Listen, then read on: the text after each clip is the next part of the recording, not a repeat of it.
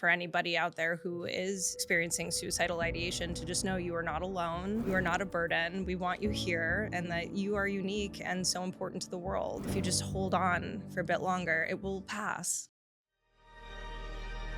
Love Gangster with Adrien Boysel. What's up, everybody? Welcome back to Love Gangster. I'm your host, Adrien Boysel, and today I have a really great interview with an even greater guest, Ms. Aleksei Archer. Glad to have you on the show. Thank you so much for having me. This is awesome. So for those that don't know you, that's never met you, that we're here on the Love Gangster channel, give them a little background about you. Who are you and where are you from? My name's Aleksei Archer. I'm from New York City, but I live in Los Angeles, in Venice Beach. Nice. And I am an actress and a philanthropist. Wow. What kind of philanthropy work do you do? I am the founder of a non-for-profit called Mourning Glory, spelled M-O-U-R-N. We specialize in group therapy for people who've lost someone close to them to suicide. Wow. That's really powerful. How did that come to life? Well, I'm a suicide loss survivor myself. I lost my father, Jeremy, to suicide in 2017. Wow. And I was going through a really difficult time in my healing process, like 2.5 years in. And then I discovered group meetings for suicide loss survivors at the Suicide Prevention Center. Okay. Yeah, and then I met all of these other survivors who were unabashedly telling their stories, and I realized that that was really where I needed to be. Wow. And so at the beginning of 2020, I threw a birthday party for my dad, even though he'd been long gone, and invited all my survivor friends together. And I was like, oh, I'm going to start my own group.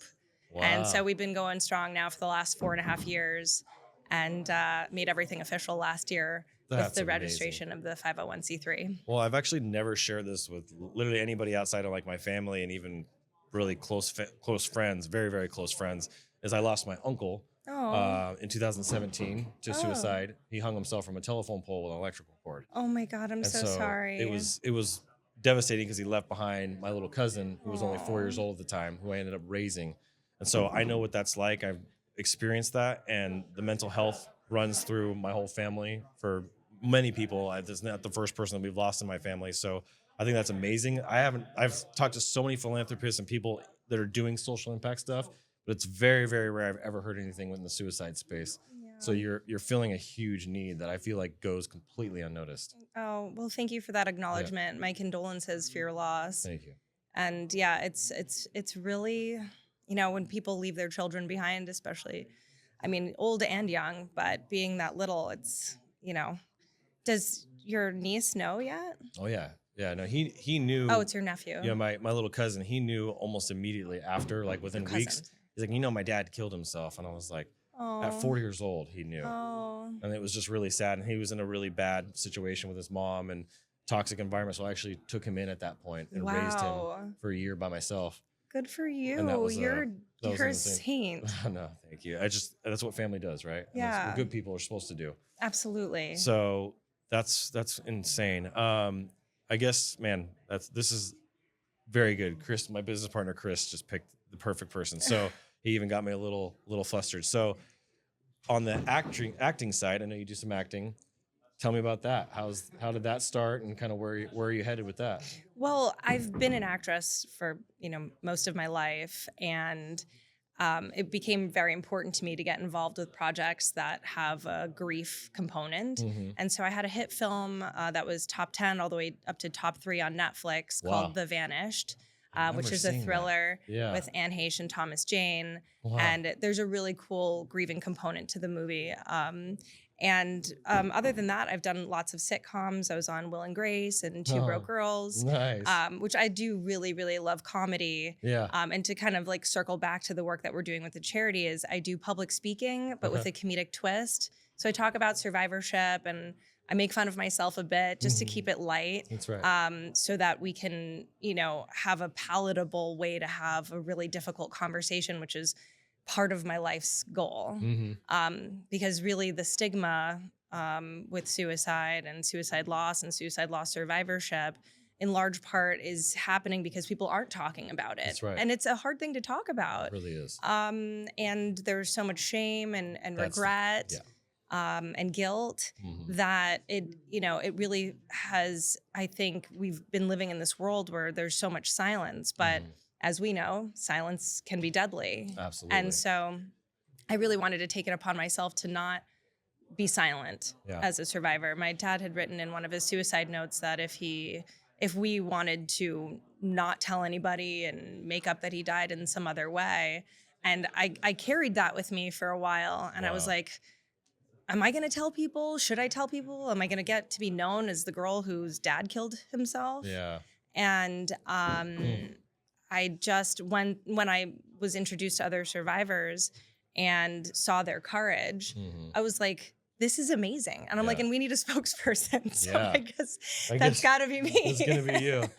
Well, what's interesting about the whole, just the illness of suicide is depression is, right, a huge connection to it. Anxiety, depression. And I've been through those moments in my life where the major valleys of our life, right, where we just think there's no escaping this moment and this time. And it's that temporary, it's a permanent solution to a temporary problem, right? Yeah. We got to come out of that. And if we respond right, that can be a catalyst to a really great things that can come out of it. Absolutely. Be proud of ourselves, build confidence and all that. And people are brought to that edge, and then they don't have that resource to reach out to or connect with and to be there. But I had heard something on a podcast, I don't remember who it was, about how the body takes over. For somebody who's in depression and who's dealing with anxiety, the body and the mind take over, and you can't see, you lose hope, right? And hopelessness, once you get into that space of hopelessness and you don't see an outcome, being able to turn around and being able to change, like it's too far gone, there's no fixing this, there's no going back, there's no way I can escape this, then that's the only pathway that's left. Yeah. And it's been my understanding from speaking to thousands of survivors that it seems to us that our person felt that they were a burden. And, for anybody out there who is experiencing suicidal ideation, to just know you are not alone. You are not a burden. We want you here, and that you are unique and so important to the world. And I know it's a very tough thing to hear when you're in that dark space, but if you just hold on for a bit longer, it will pass. Yeah. That's why I named the charity Mourning Glory. Yeah. And I'd like to say, don't forget that even in the darkness of your mourning, your life is glorious. That's right. Yeah. Well, one of my earlier podcast interviews, the guy was talking about how we're supposed to look out for ourselves, right? And in the situation of suicide, I see that what they're trying to do is just relieve this pain and this anguish and this suffering. They're going through so much suffering. The weight is just so heavy. I watched it in my own household, and the weight is just so heavy, it becomes unbearable for them. And if you don't have a way or a resource, financial resources and things like that to get out of that there's just no answer for them other than that. And so why I bring that up is because the depression that I saw, my wife was able to use, who suffered with this, my wife was able to use plant medicine to heal and to go through a plant medicine retreat, and had a radical transformation from just that alone. There's other approaches from, medical procedures and all kinds of other stuff that people do to deal with anxiety and deal with depression. But what are some of the tools that you have developed that help people that might be having the same thoughts and same feelings right now? Yes. I mean, there has been some, like plant medicine is amazing. Ketamine treatment is amazing. I personally tried something that really was life-changing.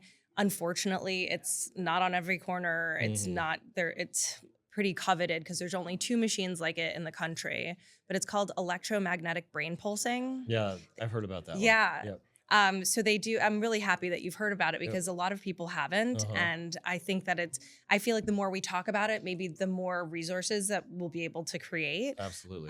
But they do an EEG of your brain. They scan it. They see where there's overactivity and not enough. And they use this brain pulsing machine to help get your brain back to its biologically designed functionality. Wow. And I did it, must have been like 2.5 months ago. Yeah. And it really, really changed everything. Wow. Yeah, I was able to stop ruminating on certain things, compartmentalize my thoughts, which Yeah. I had never been able to do before. Yeah. And it's just really incredible science. Wow. I Yeah. think it was Dr. Amen at the biohacking conference that I saw who had mentioned that. Oh, really? I heard about it. Yeah, it was really, Dr. Daniel Amen's incredible. And that's kind of an area he talks about, is mental health and depression and anxiety and stuff like that. So that's really, so what does the future hold for Mourning Glory and your acting? Like, what is your big vision? What is it you're pursuing? My big vision is to be the face and voice of suicide loss survivorship in entertainment, more specifically comedy. Wow. I just won an award earlier this week, the Resilience Award from Promise to Live, which is also an amazing charity.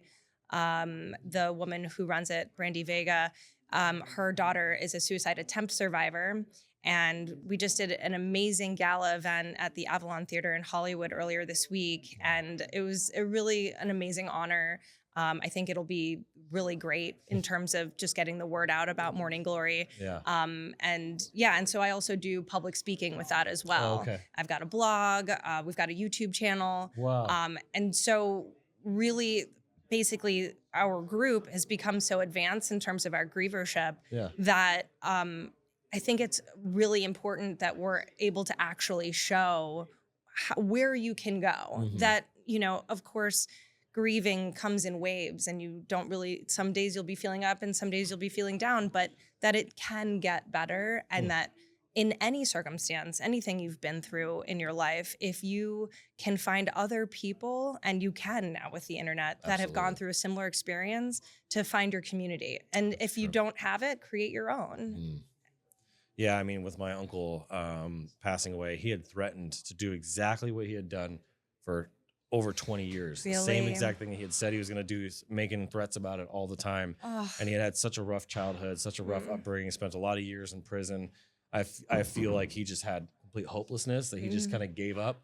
I feel like when you just lose that hope, it's just like that last little straw is like, you got something to hold on to, something to look for, something to move towards. And that's why I think it's great that encouraging people, giving them community, it gives them something to hold on to.